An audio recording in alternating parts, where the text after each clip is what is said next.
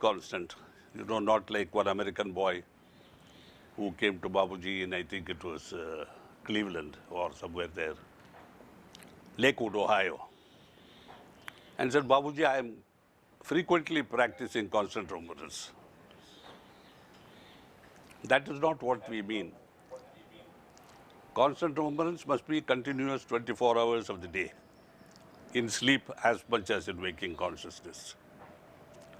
Babuji Maharaj said, if you can do constant remembrance for 1 week, then it is impossible to stop. Because like the breathing, which is, unconscious, it goes on naturally. Constant remembrance becomes established and it cannot be stopped. That 1 week is crucial. There are so many benefits to constant remembrance. For instance, when you are in constant remembrance, no other thought can enter your mind. Nothing good, nothing bad. Because there are no such thing as good thoughts and bad thoughts. What is good for me may be bad for you. Isn't it? So all unnecessary thoughts are automatically excluded. The abhyasi is protected automatically because in constant remembrance, whatever you do, you don't have the effects of those samskaras. So you are able to do work, be active in life without samskaras adding on to yourself. Because this is the only state in which a human being can exist without really creating samskaras. The main advantage is that once Babuji starts cleaning and you stop adding samskaras, it is easy for him to take it off, whatever is you have brought with you. But if not, he is cleaning on one side, you are adding on the other side. It's like somebody is sweeping and people are throwing paper on the floor all the time and they are going on sweeping. I have always felt an urge to tell a humorous story here, about a picture of Laurel and Hardy way back in the 30s, when I think the vacuum cleaner was newly introduced. A vacuum cleaner salesman comes to their house and he says, I want to demonstrate. They say, please explain first. So Stan Laurel and Oliver Hardy, they listen to everything. And then they say, it can remove everything. He says, yes, anything. Waste paper, dust, feathers, anything. So they say, feathers. And they pluck a couple of chicken and throw all the feathers into the bedroom, And then they plug in the vacuum cleaner, there's no power. So that is what happens. We are creating for him to clean. And he is the vacuum cleaner. And if he decides, I can't go on like this anymore, then we are finished. Because what we have brought is still there and what we have willfully added is still there. So we have come into the earth, into this world which says so much, and we are going to leave it with so much. That is why our subsequent rebirths are grosser and grosser. And it's like a stone falling, which according to the laws of science, it accelerates. 32 feet per second per second. First second 32 feet, second 64, third second 96, like that. So our pathan, as we say in Hindi, our fall is progressively fast, faster and faster. In constant remembrance, this danger is largely avoided.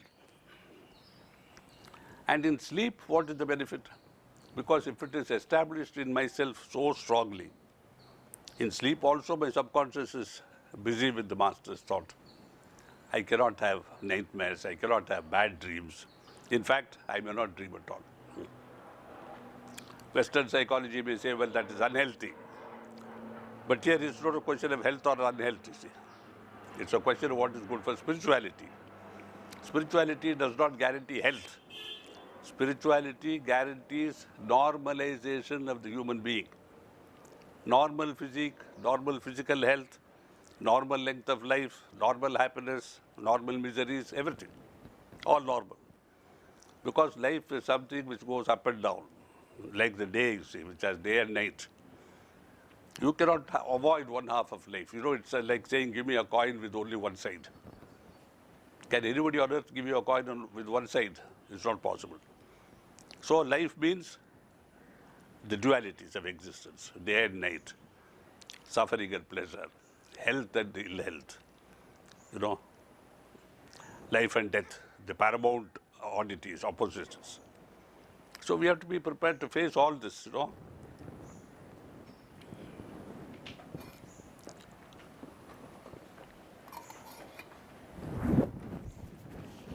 Constant remembrance removes even the fear of death. Because when I am in remembrance, if death should come, I won't even know I am dying. I go to bed, and for others I am dead because they see the body which is not moving, which is not active, which doesn't speak, which doesn't laugh. But for the soul itself, it is as it always was, in a state of remembrance. It was remembering not because of the body, but because of the consciousness. And the soul takes that remembrance with it. Automatically, its merger with the infinite, with the master, whatever you want to call it, becomes highly possible, although otherwise it would be improbable. And as Babuji said, one who is remembering is remembered. Because the very fact of my remembering him, as he used to say, knocks on the heart of the master. And once the master comes out and peeps to see who is remembering me, your job is over. That is why, as I said earlier, we don't need to meditate thereafter. We only need to do his work. Because out of gratitude for him, there is nothing we can give him in return for all his munificence, his grace, his blessings, his mercy, his charity, other than to participate in his work in however small way we can. He doesn't ask for big things. He doesn't say, move me a mountain. He says, participate in my work, support. If you are a preceptor, give sittings. If you are a gardener, do some work in the garden. If you are a mason, lay a few bricks. He doesn't ask, he suggests. In the participation, you express your gratitude. He doesn't ask for it. There is no question of anything here in this mission, in Sri Ramchandra mission, for which the Guru asks or demands. This is something we must understand, you see. Because there are always frequent questions, oh, if I come to your ashram, do I have to volunteer for service? I said, not at all. When you say volunteer for service, it is on you to volunteer or not. Nobody asks for volunteers, you know. We may ask for volunteers, you know, in a general way, but the man who volunteers out of his own free will. So your participation in the master's work must be a question of your expression of your free will and your free desire to do what you want and how you want to do it. Today I want to sit and do, you know, some watering of the plants. Yes, go ahead. That work is there too. I want to assist in the kitchen, says a young girl. Yes, go ahead. It will help you because you are unmarried. You learn something. It will help you in your future life. Here lies the secret of Babuji's suggestion that the more we work, the more fit we become for the future. Because if a girl learns how to wash vessels, how to purify water by boiling, how to light the fire with firewood, as is the custom in India, how to cook by watching the cooks, she goes better prepared to her husband and his family than she would otherwise. I remember when I went with Babuji in 1972 to Europe and the USA, and I was away with him for 3 months. I was alone with him. There was nobody else. Wherever we went, everything was new. For him, of course, everything was new. We had no friends, we had no sympathizers, we had no abhyasis, except one or two. Everywhere I had to cook for him. I used to make chapatis, some vegetable, because I had learned earlier. I used to wash his clothes daily because he was always very, very clean and well-dressed. Not because he wanted it, but because we used to make him like that. He was always what I used to call a Kalyana Purusha, a bridegroom. Neat, clean, fastidious. Beard trimmed, and his nose like this, always. He never looked into a mirror. but I will tell you something later about that. So I used to wash his clothes, cook his food, press his feet at night, fan him when there was no power. In Singapore, when we were there, it was horrible. Day and night, humidity above 80%. And heat, as you cannot imagine that with that humidity, we had 4 fans going, one here, one here, one here, one here. Suddenly current phase, and I've never known Babuji sweat, but there he was sweating, so we had to fan him. 2 sets of clothes a day. No Indian wears 2 sets of clothes a day. I wear 1 set per, sometimes even a week. And we don't stink. Whatever Europeans may say about stinking Indians, we don't stink. He was like that, you see. Very, very gentle, very delicate, very clean. He used to tell me that from the smell of the perspiration of a person, he could write a chapter about his history, about his culture, about his vices, about his samskaras and his possible future. I say possible future because future is always possible to change. When is it possible to change? When you come to the feet of a capable guru. He can completely transform your future. How does he transform? Our future is determined by our past and by our present. If you are adding on to the load of samskaras, as I mentioned just earlier, we become grosser and grosser. Our future we determine. If you are able to clean yourself with the help of a guru, you become a little lighter each time. Your future is a little brighter. If the guru comes and you are able to practice constant remembrance and he removes the past samskaras, your future is there in one go. Therefore, Babuji said, in this very life, you must achieve the goal. Somebody said, why? He said, what do you know about whether there's a future life or not? No, Babuji, all religions speak of past and future lives. He said, yes, they speak, but has anybody experienced? No, but there are occultists who say, they speak of your past life, they go back into regression therapy. He said, that is all, everything can be imagined. I'm not questioning it, he said. I'm not questioning that it can be true. But is it true? And is it true for you? And why do you depend on it? Why can't you do this life what you want to do next life? You see? So I put in my own, or as it were. And I said, suppose you are the manager of a bank. And somebody said, you will be the managing director in your next life. Wouldn't you say, at least make me deputy managing director in this life, I am happier. Why do you want to put off spiritual growth into your next life? Babuji said, excellent idea, you see. Why should you wait for the best for the next year? No, you buy a lottery ticket now, you will get the prize next life. Who knows where we are going to be born?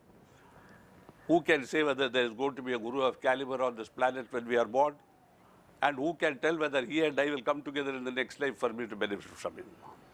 Not at all, you see. He said this is foolishness of the highest order. It is like a man saying, I will marry in my next life. You cannot be married in this life. What are you going to marry in next life? It is like a foolish fellow who cannot pass, I am telling you, matriculation in this life, who says, I will graduate in my next life.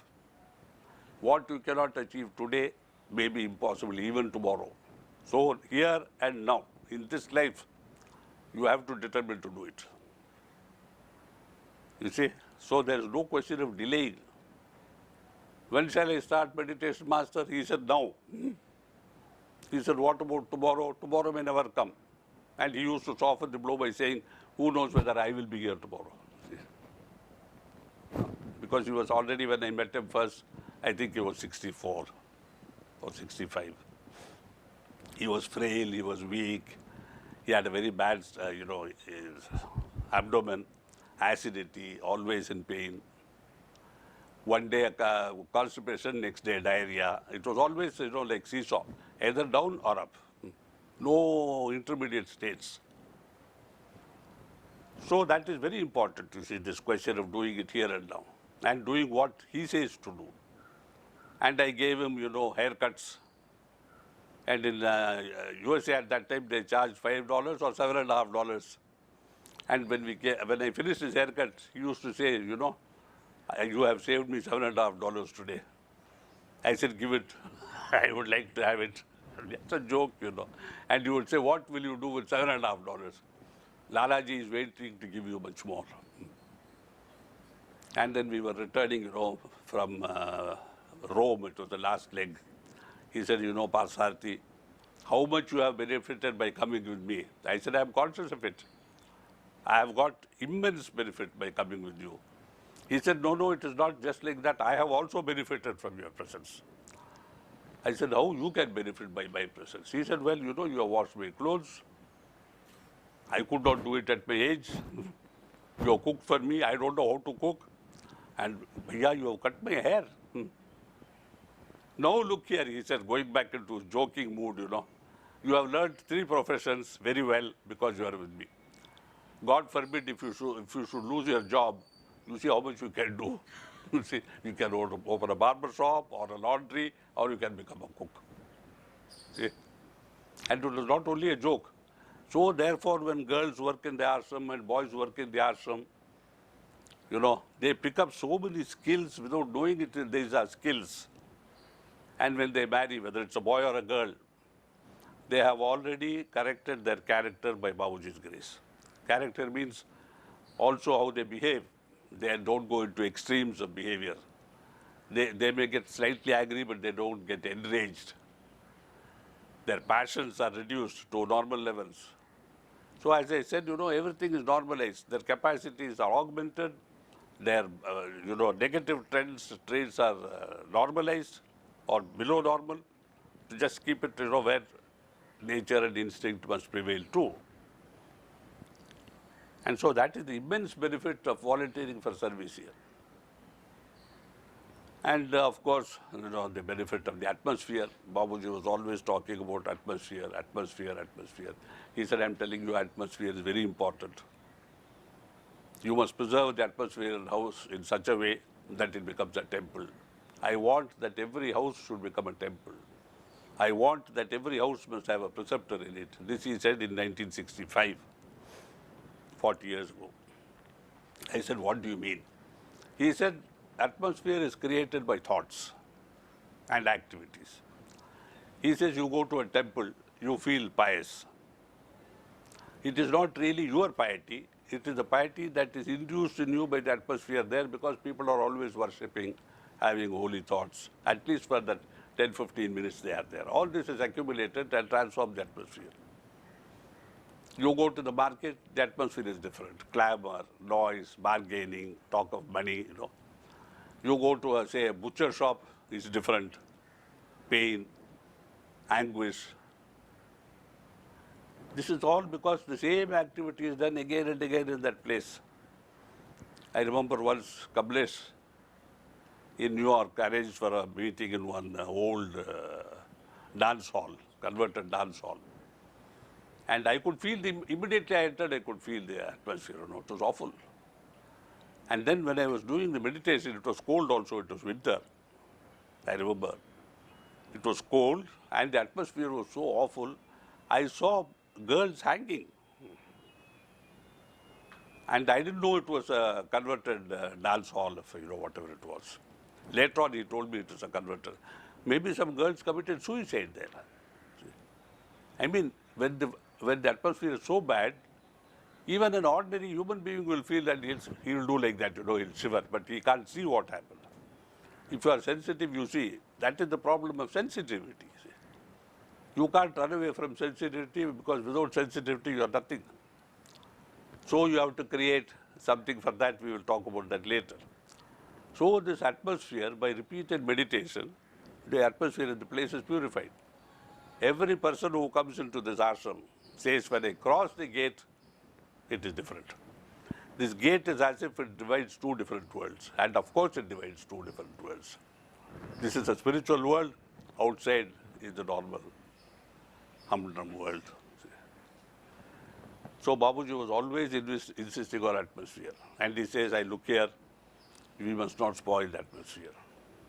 Every time he came to my house here in Madras, he used to sleep in my house. And he was so happy. He said, in your house, I find the atmosphere nearest to the atmosphere in my own house in Shahjahanpur. Once he was quite upset. My father had fallen in Shahjahanpur and had a fracture. And he was very sick. He was almost dying. And he was in so much pain that even when we came back, he was still, in pain for about a couple of months. Third or fourth month, Babuji came. Just as he was about to get up the stairs, the steps in the front of the house, he took off his chappals, stood there, and looked at me and said, Pasati, what have you done with the atmosphere in this house? I said, Babuji, I have done nothing, but why do you ask? He said, it spoils. I'm telling you, it is not good. It is not as it used to be. Then he went into the room occupied by father and said, I now understand, you see. It is his pain and his suffering that has caused this. I will clean it. That is another reason why we should suffer without suffering. You remember what I told you about Lalaji. Even when he had the acutest pain, he used to sing God's praise in the form of bhajans. Now that creates good atmosphere. He is suffering, but he is able to create a good atmosphere. We are suffering, we destroy the atmosphere. So you headache, and one Madeline Badash here and somebody else from there. Oh, darling, you are suffering. Oh, malnourished, mamma mia, I used to be very angry when I went to Europe and these people behave like this. Mild headache, you can't tolerate. And that comes to the question of atmosphere linked to tolerance. How much should I tolerate? And why? Somebody asked Babuji, why should I tolerate pain, Babuji? Don't you think it is masochism or something like that to tolerate pain? In fact, they have pleasure in pain. He said, I am telling you that is perversion. To feel pleasure in pain is perversion. To feel pain in pain is normal human reaction. To not feel pain when you are in acute pain is spirituality. So somebody asked, is it possible? He said, of course it is possible. If you are in constant remembrance, you may not feel the pain at all. You will feel a pinprick, you see, and that's it. And therefore, tolerance for human beings, for behavior, for all life. I have never seen Babuji, killing a mosquito. He used to just do like this. Flies used to settle on his bald head, like that, This was always his gesture. So once somebody asked him, Babuji, why don't you use some mosquito spray or something?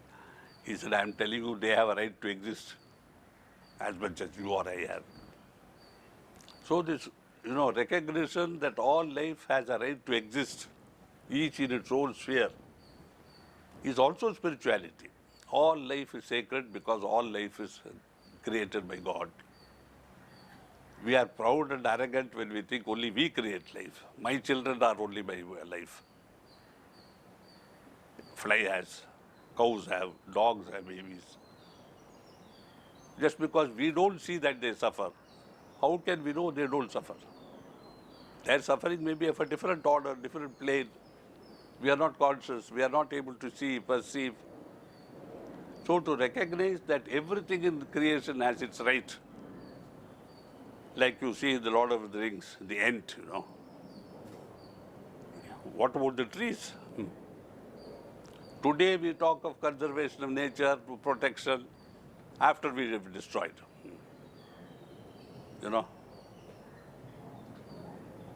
We are trying to recreate. We want to protect certain species, endangered species. Who made them endangered? They didn't do it themselves. Human interference. So humans, instead of contributing to nature's growth, development, and evolution, which before humanity entered the picture was natural, it evolved by whole universe evolved by itself. We humans contributed nothing to it.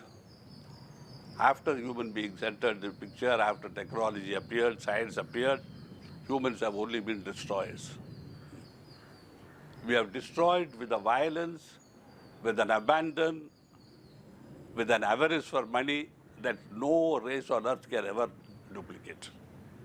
And yet we are always talking. I think people, when they talk of, preservation and conservation, they are only trying to salve their own conscience. They feel so guilty, they say, let us do something. It's like throwing 5 rupees to a beggar or planting, a small 1 acre plot and saying, I'm growing trees, I'm so concerned with deforestation in the world. I'm doing my own small bit. That's supposed to be humility. All false, all lies. So tolerance means reducing your needs to permit others to exist. If the Western world, which is the most prosperous world, can avoid waste, the daily waste of food in the USA can feed, I'm told, the whole of Africa 3 meals. Can you imagine? 1 day's waste. As we said earlier, 4% of the world's population consumes 60% of the world's energy. If they conserve their energy, the whole world will have more energy, more facilities for development, more energy employment through various channels of usage, isn't it? But no. We have, we will use. We have, we will waste. We have, we will throw away, starting with the Boston Tea Party, which is a historical episode, Boston Tea Party was the first act of destruction when they threw overboard, chests of tea to keep the price up. So you create a shortage so that the rich people can make money. And when nature creates a shortage by giving you a famine, everybody shouts and prays to God. When a few rich people get together and form a cartel, to whom do we pray?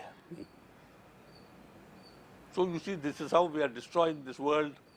And as Babuji has been repeatedly saying, we are inviting destruction because in a court of appeal of which we have no knowledge, all these life forms we have destroyed, we are destroying, which we are bound to destroy, are already lodging their protests in their own languages, in their weak voices, tiny presences. And there is somebody who is listening to all that. We see this now, earthquake, Bhavanagar, tsunami, some volcano already starting to spew dust, ashes. What will come next, we don't know. They are forecasting another tsunami, this time on the east coast of the USA, I'm told. What is going to happen? Well, what will happen will be nothing other than what we have created to happen. You get drunk, you are going to have a headache and nausea next morning. It is not God's deed. You overeat, you are going to have trouble with your stomach. Isn't it? Every reaction has its root in our action, our thinking. So meditation again, every time we come back to this meditation. Meditation helps you to regulate your thought by making you capable of bringing your thought to one-pointedness on one subject. As I said earlier, meditation is nothing but thinking of the same thing continuously. When I do that, I cannot think of anything else. When you listen to music, if you are a real music aficionado, you can't listen to anything else. You don't hear anything else. If simple music can have that effect on you, or you sit with your beloved and time goes by, you don't notice anything. People come and go, there is a bombshell somewhere, there is a car drawing firewood somewhere. You say, oh, there was I never noticed it. Meditation, no, I don't think I can meditate. I don't believe in meditation. Why? Oh, well, this Buddhist and this and that, and there's so many crooks and gangsters in the profession. Every guru is a crook. Okay, this is Western reaction, again, to be predicted. Who suffers? You suffer. So tolerance, atmosphere, the slightest wail of pain can change your atmosphere for the worse. At least you should be sensitive enough to be able to change it later by doing your meditation properly. But they say, well, I was meditating and it only brought me sickness. I get emails every day. Ever since we started to meditate Chariji, My husband first lost his job. My sister had cancer, and we have nothing to pay our rent, even rent with. Please tell me, is this the effect of meditation? I said, the fact that you can ask such a question betrays your lack of faith. To lose weight, you do so many things. You go to the gym, you diet like hell, you starve, almost to the extent of having anorexia. But here, if all that excess is taken away for a new beginning, you are afraid. The moment the door closes, the child weeps. Don't leave me alone, Mama. Mommy says, darling, I'm going to get your milk. Babuji said, every time one door is closed, nature opens another door. No door remains permanently shut. This door is closed, this door is open. But you are looking at the closed door and bemoaning your fate and wailing away, Who is to blame? Ye of little faith, Christ said, you see. No, faith is a very big topic that we'll have to take up later. But this sort of attitude to Sahaj Marg, that when there are so many factors in our life which can affect our existence, why do people automatically first blame Sahaj Marg? It is the first option. Oh, because this is the only thing I'm doing now which I never did before. Have you never lost a job before? Oh yes, Chariji, this is the 7th job. Then how did he lose his other 6 jobs? No answer. Oh, but he's threatening to divorce me. Have you been divorced before? This is my 3rd marriage, Chariji, that's why I don't want it to fail. How did your 2 other marriages fail? Were you doing Sahaj Marg then? Yeah, I know, but Chariji, it's difficult to understand these things. Then why do you blame Sahaj Marg? So Sahaj Marg is the first, casualty in any human change. Unless it's changed for the better, in which case, I applied for the job. I really didn't expect to get it, Santosh. Perhaps it is Master's grace. Very grudging gratitude. Perhaps it is Master's grace. But I'm a double PhD and I suffered a lot, I'm telling you. I have worked as a shoe shine boy. I have done delivery for FedEx. All sorts of funny things. And yet when you get this job which is going to pay you $250,000 a year, yeah, but Babuji's grace or no grace, my qualifications count for something too. Oh, I see. Yeah, I know, because I didn't have those qualifications, Dick, Tom, whatever. I never got a good job. Yeah, I've been wondering, Chariji, why you know so many things, you never really held a good job. So now I become the target, you see. So this sort of thing goes on and on and on in life. Babuji once told me that to be a guru is a tragedy. In a family of 3 or 4 or 5 children, you are always worried about your children. You are anguished about your children. You don't know what is going to happen to them. They go to school, especially in the US I've seen, Chariji, I suffer, when my child goes to school, I don't know whether the child will come back safe. I said, why, what can happen? Oh, she said, anything can happen, I said, but they go in a school bus. The school is protected, and your school buses are like holy cows. Nothing can overtake them, nothing can stop them, And if anything happens to a school bus, you go to jail, even if it's his fault. Oh, but Chari, that girl has to get down and walk from the bus stop to my house. She can be gang raped. She can be mugged. She can have purse stolen. And to the contrary, I had once a European Abhyachi here staying with us. She stayed about a month. She learnt Madras thoroughly. She left to go to Colombo by train to pick up a ship worker way back by working to LA. I said, will you get a job? She said, yeah. I don't want any money. I just want my free passage. But apparently she couldn't get it, so she came back. One morning she appeared. I said, you come back? She said, Chariji, I was not able to get a job. So I came back. I said, when did you come? She said, oh, I came yesterday evening. I said, where were you? Why didn't you come here? She said, I slept on the station in a bench. Station platform in a bench. I said, it's dangerous to do it. She said, not in India, Charlie. If I landed at New York, Kennedy Airport, anything can happen to me when I come out and cross the road to get into a taxi. Here it is, she said, it's safe. I said, to sleep on a bench in a road station? She said, yeah, nothing can happen in India. India is a tame country, you know. An American girl. And experience proves it. We have mad women, good-looking mad women, young mad women, roaming the streets, nothing happens to them. In America, I mean, you can guess what would have happened to them. So this is the atmosphere of India as a whole, you see. When we create our atmosphere at home, we make it possible for this atmosphere to radiate out. The more and more we do, the more and more it spreads. It goes to the village, it goes to the city, it goes to the state, and eventually it fills the whole country. One man, that's why Babuji said, one saint of caliber is enough for this whole world. See. He sits and meditates, the whole world is changed. I sit and meditate, my house is changed. You sit and meditate, at least your meditation room is changed. You see how it works.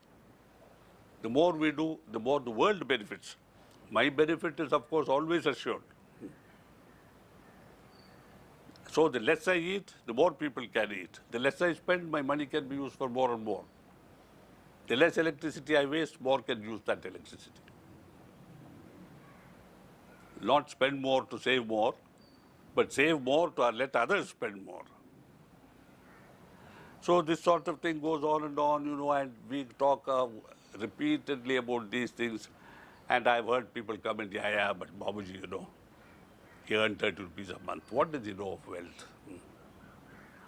And the next man say, yeah, esteemed, you know, but unless you have been rich, you don't know what pleasure there is, richness. So one day I overheard and I caught him in the samosa shop. I said, you think a man needs to be rich to enjoy? Yeah, I guess, Chariji. I mean, how can you taste money unless you have money? I said, what are the basic pleasures of life? Eating, drinking, and the third thing. Well, eating and drinking, the poor may not be able to do as much as you do. But the third thing is what you are all looking for. That is common to all human beings. Whether you are in a cottage or out on the open under a tree, in the privacy of a hedge, do you think you enjoy anything more in your air-conditioned rooms or mattresses this thick? He said, yeah, well, look at it that way, you know, Chariji. You are a great guy, I'm telling you. Okay, see? So it goes on like that, and then we talk of faith. What is faith? I said, you know, suppose Harry brought you to Master. How did you come? Why did you come? He said, yeah, I guess because he invited. Is that the only reason? No, I trust him. When he says something is good, it's got to be good. So you begin with trust in your friends.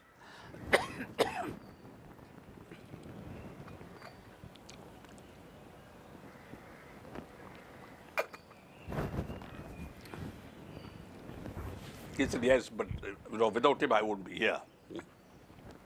Okay, now you have come for the second time alone. Let us assume. Why do you come?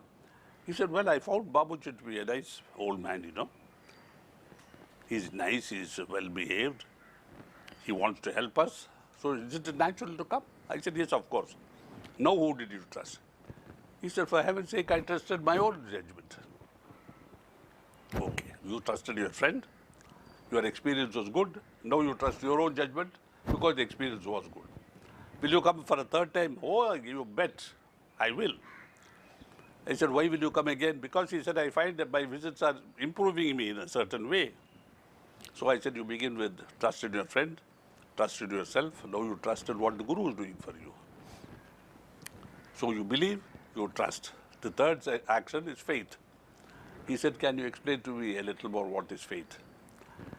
I said, do you believe in everything? He said, no, I believe in things which I see for myself, which I have tested and proved. I said, okay, you believe in what is believable in your own experience, isn't it? Yes. I said, I believe that the moon is hanging up there in the atmosphere. Is it true? He said, of course. I said, why? He said, because science says so. I said, why should I trust science? He said, for heaven's sake, man, you got to trust something. I said, I trust something, and that's my master. Without testing, I said, I don't need to test. You trust the moon is there, the sun is there. I know my master. How do you know him? I said, well, my intuition tells me. My heart tells me. Oh, yeah, but suppose you are not able to judge like that. Then I said, you come and sit repeatedly and verify with your experience. For how long? I said, for as long as it takes. When you take something new and he says, have a sip and see for yourself. You take a sip, then you swallow the glass. You still like it, you go to the shop and buy a bottle to take home. Yeah, but you still haven't told me what faith is. I said, faith is the ability to believe in the impossible. No, Chariji, you are asking too much, you know. This is too much. I mean, for heaven's sake, it's not logical, man. Yes, I said in faith there's no logic. Is there logic in love? You married your wife. Yeah, I fell in love with her, but what's the logic in love? Yeah, but Chariji, love is not a subject in which you can allow logic to come in. I said faith is the same thing. So like this, you know, arguments go on. What is this? What is that? Babuji used to be able to demolish all such arguments with one stroke. You know, what is faith?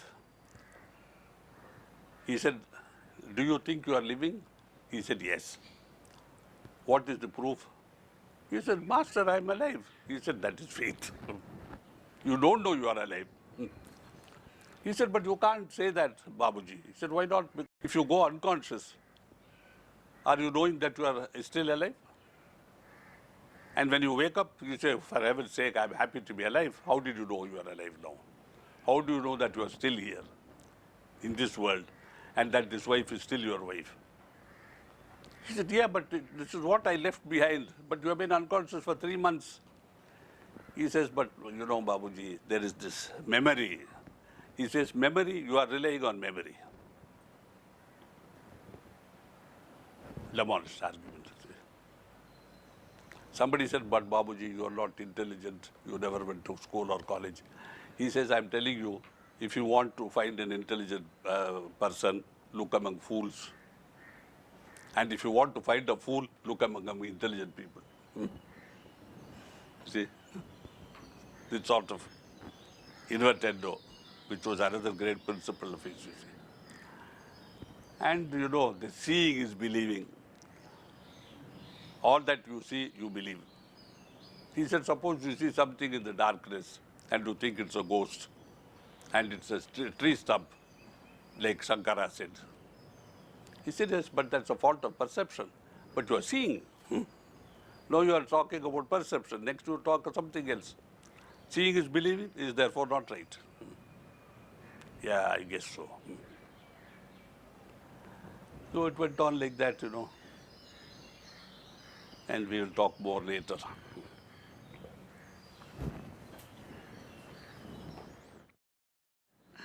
Well, you know, I would like to read something from this book, My Master.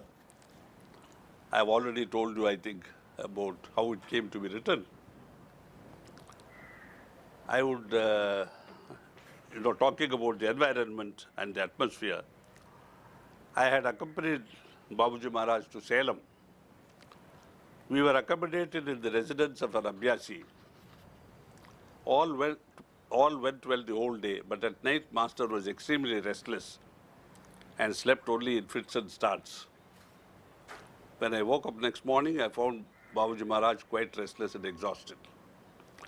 The second night, we moved to a nearby hotel, and I was happy that Master slept deeply and continuously right through that night. When he woke up, Master said, look here, we are in a hotel where thousands of people come and go, but the atmosphere is better and purer than at that place where we stayed last night. Is it not a shameful thing that the atmosphere in the house should be so gross and dirty while a hotel room is cleaner? What to say of the people who live there in that house? It's a shameful thing that people mold their lives in such a way that their environment is completely polluted and spoiled. Really speaking, our minimum duty is to leave the world at least as we found it when we came into it, not spoil it and destroy it. We should really try to leave the world a better place than we found it. Right living becomes very important. We must tune our lives in such a way that everything that comes in contact with us is improved. Everything we touch must get divinized. See, that is the duty of a human being. Hmm? And talking of sensitivity, he says, how to develop sensitivity, I have told you already. He says, but I tell you one thing, sensitivity is also a curse in another way, because you become open to everything. Everything affects you. I tell you, it can cause much suffering and misery. Imagine looking anywhere or at anything or at any person, and immediately the whole thing is before your eyes. How can you remain unaffected? Such a person will be compelled to share in the joys and miseries of all those around him. Sometimes I go to a new place where the atmosphere is so bad that I'm almost suffocated. Then I have to clean it. Otherwise, I could not live in it. So we have to do this cleaning wherever we go. That is why I tell my associates that a master is really a sweeper, doing a sweeper's job. He attracts all the dust and uncleanliness and has to clean them off. That is why they say that for a whole country, a single saint of caliber is sufficient. He acts like a big cleaner, cleaning the whole country because all the grossness is attracted to him. You see this tamasha, the master is really a cleaner. That is why I say that the saint is a target for the world's sorrows. So sometimes we have to control sensitivity so that we are not too much affected. Otherwise, a sensitive person will become a victim of his own environment. I remember 2, 3 episodes. One was this episode in Salem. The second one was when we were in the US and we had left Lakewood and we had come to Michigan, Lansing, East Lansing, Michigan. We were put up in a youth hostel and we were in a single small room with bunk bed. So he slept in the lower bed, I slept in the upper bed. He didn't sleep whole night. I could hear the bed creaking away, tossing and turning. I got down, pressed his feet, went up again, Pasati, and I get down again. It went on all night. Next morning I said, why were you so restless? He said, I saw nothing but two people coupled together all the time. Couples after couples after couples, Youth hostel.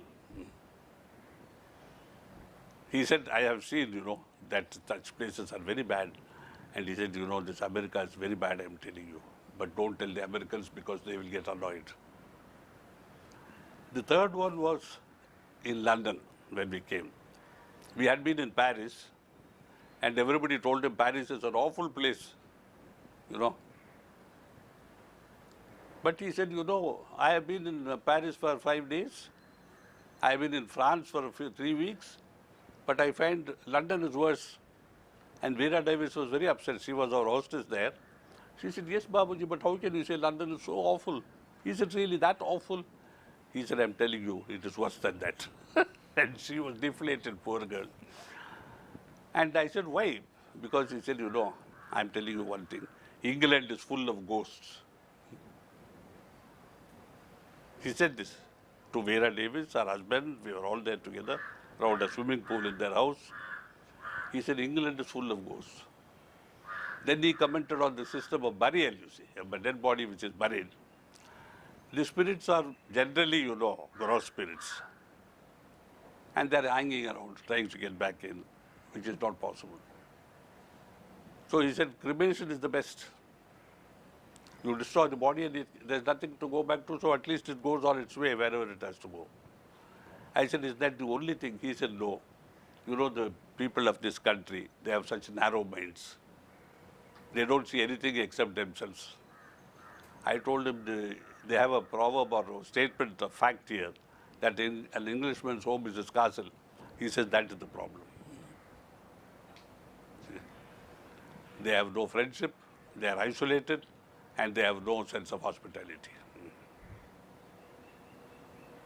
So where I said, what to do, Babuji? How can we do? What shall we do about England? He said, I have cleaned the atmosphere just a few percentage so that I can live comfortably and go. And she said, what about us? He said, that is your work. Now I have made you the preceptor. You work for your country and your people. Another occasion, we were in Germany in a particular house, and we were only 4 people. And there was a big bowl of salad. They were tossing it religiously, and then giving it to everybody. My wife was there. In the next room, there were 4 people sitting. So Babuji told me, in Hindi, why don't you invite them to eat? I said, Babuji, we are in Germany. I cannot do the inviting. The host must invite. He said, you ask him to invite. So I said, why don't you invite those people here? He said, oh, but no, Chariji, they are not expected to eat here and they know it. And he said in Hindi, he said, shameless people, there's so much food here, 20 people can eat. And why doesn't he call those people and eat? Or at least ask them if they want to eat. I said, this country, they don't do this. Much worse was to come. 3 days later, we were in another house, and a couple came the next morning with 2 children weeping. They had come from Switzerland. Inventa Age, that company. Big company. They do all the project engineering design work for almost everything in the world. And this man was working there, and he had come with his children at night, 9 o'clock. He went to every hotel. They said, yeah, we have place. But when they said, we have 2 children, they said, sorry. And they slept the whole night in the car. Babuji was so upset, you see. He said, how can a nation which treats its women and children like this suffer? Prosper. How can they exist, this country? I'm telling you, that is why they had 2 world wars. And he said, God forbid, there's going to be a third. This was, I think, in 1980, So all these things add up. He said they have no hospitality. Their culture is superficial. They think culture is in opening doors and closing doors and please sit down. He said, I'm telling you, if you want to find real hospitality, you must come to India. It's the only country where hospitality exists. So we Indians, we have a great heritage to maintain and keep up. Be inviting, feed anybody who comes without question. Don't even ask, will you eat? Give them food, they will eat, because very few people will acknowledge that they are hungry. And Babuji said in this correction a very important thing, you see, we have this Vedic statement, Acharya, what is this? Matra Devo Bhava, may the mother be looked upon as a goddess. Pitru Devo Bhava, look upon your father as a god. Acharya Devo Bhava, look upon your guru as a god. Atithi Devo Bhava, you see. Look upon your guest as God. So when I explained this to some of these people who were there, they said, but of course we always look upon our guests, with a great deal of etiquette and politeness. Babuji said, I'm telling you, that is not a guest. Who you invite, of course you will feed. Tithi means time. Atithi means untimely. He who comes without an invitation at a time when you could not expect a guest or are not prepared to receive a guest. Suppose somebody knocks at your house door at midnight. Will you enter? Will you allow him to enter? Will you offer him food and drink? That is Atithi Seva. Inviting 100 people to a party and spending $1,000 each is not hospitality. That is show. That is for a purpose. This is from the heart. When you feed, when you invite, there must be the heart behind it, not for politeness sake. So India is known for Atithi Deva Bhava, And yet, but today in modern culture, we are very afraid to invite people, to feed them. What will happen to us? I asked Babuji, in a country, poverty, How people can feed? He said, I'm telling you, the rich don't do it, it's the poor who do it. He said, you go to a poor man's hut in summer, he will give you a glass of buttermilk to drink. He won't have anything. And that is when he told me the story of Krishna. Lord Krishna went down to earth to inspire, to visit his bhaktas. Narada went with him. They landed at some palace gate, which was one of the richest kings on earth. And he was kept waiting for an hour in the sun. Finally, the emperor came out and said, yes, Krishna, what do you want? Krishna said, no, I've just come to see you. He said, oh, is that all? Well, I'm busy, You must excuse me. And the emperor walked back. And this Lord Krishna blessed him, may he become more powerful, may he have more territories and domains. Narada was a little surprised how he can bless this man like this, but then he said, he is the Lord, Like this, they went through about 10 places. Final place in the evening was to a cowherd who had only one cow. In a small hut he was living. And he was milking the cow for his evening meal, that's all he had. Lord Krishna went and he offered his milk to him. Krishna drank it and blessed him, may this cow die. I mean, in his thought, Narada could catch thoughts. So when they were returning to their celestial abode, Narada said, Lord, how can you be so heartless, merciless? Krishna said, me heartless, merciless? How do you make it out? He said, that fellow, that emperor who insulted you, who was without courtesy in your presence, who was so superficial in his regard for you. He just walked out and said, how are you, Krishna? And you said, oh, I've just come to see you. He said, well, I'm busy, Next time we'll meet for a longer time. And he went away. And you blessed him.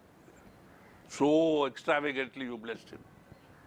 And to take the other extreme, you take this cottage of this poor fellow. One cow, he gave you the milk which he should have been drinking. And you blessed him that the cow may die. This is not divine justice, I'm telling you. Narada said. Krishna laughed. He said, Narada, you are a sage, you don't understand.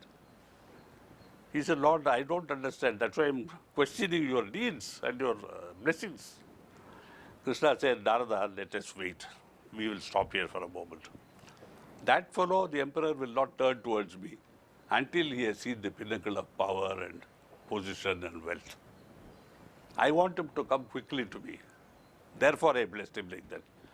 And Narada said, okay, what about this poor guy? He said, between him and me, that cow is standing. A mere cow. And until that goes, he will not come to me. So Babuji said, blessings mean both. All blessings are to make you go closer to your Creator, to your original home. Sometimes his blessings may be destructive, sometimes his blessings may be useful. If you go to him, you must be prepared for both. Don't say, oh, I went to him and my wife died. I lost my job. Be sure it is for a better future. This is faith again. To go to the master and to be blessed in such a way that you go home and find your child sick, your dog run away, your job gone, and still say, well, everything happens for the best. That is faith. So this sort of thing, again and again, well, Babuji, why is my wife sick, I just arrived and I got a call saying my wife is sick, I want to go home immediately. So Babuji said, if you think your presence can do good to her, yes, you go. Man immediately left. He said, look here. I said, Babuji, why did you send him away? He said, I did not send him away. He went. I said, if you think your presence will do her better, you go. His presence is not going to make any difference. But he didn't understand. His desire was to go. So he goes. I said, but should you not tell him that your presence will make no difference? He will say, he will not believe me. He's a Westerner, he's intellectual. He'll say, but Babuji, when I go there, I can call the doctor, I can call the ambulance, I can telephone this, I can do that. They are very egotistic. They think they can do anything in this world. They have to learn lessons by suffering. I said, do you think she will die? He said, I have not thought about that. It's not necessary. That is for him to think. You see? I don't know what he found later. I remember an old story I read or heard about a couple, American couple who are walking in the Himalayas near Hardwar. Rishikesh, they went up higher and higher. And at one point, they found an old man in a short dhoti like this, sitting under a tree, just like this, one leg folded, one leg straight. And they said, they sat down and said, "What are you doing here?" He said, "Oh, I'm doing nothing." But then they said, "Oh, shouldn't you be contributing in some way? You are a human being, you eat food, and you are sitting lazy and idle like this whole day." He said, "Well, I do nothing. I eat little. But I can work if I want to." Yes, said, "Then why don't you work?" He said, "How do you know I'm not working?" They said, "But if you work, somebody should see it being done, no? Work has to be done.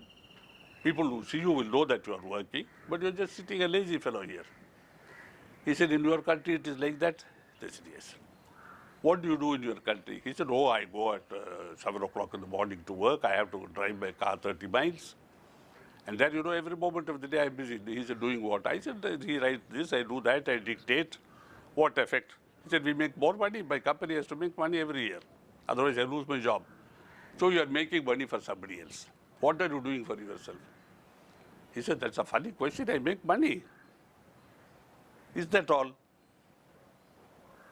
What do you do with your money?" "Well, I buy my food. I have a house." He said, "I also buy my food. I have a house which is this tree. How do you think I'm any worse than you?" He said, "But you have nothing here. In my house, I have television, I have this, I have all the modern." He said, "What is a television?" He said, "You switch it on, you can see what's happening all over the world."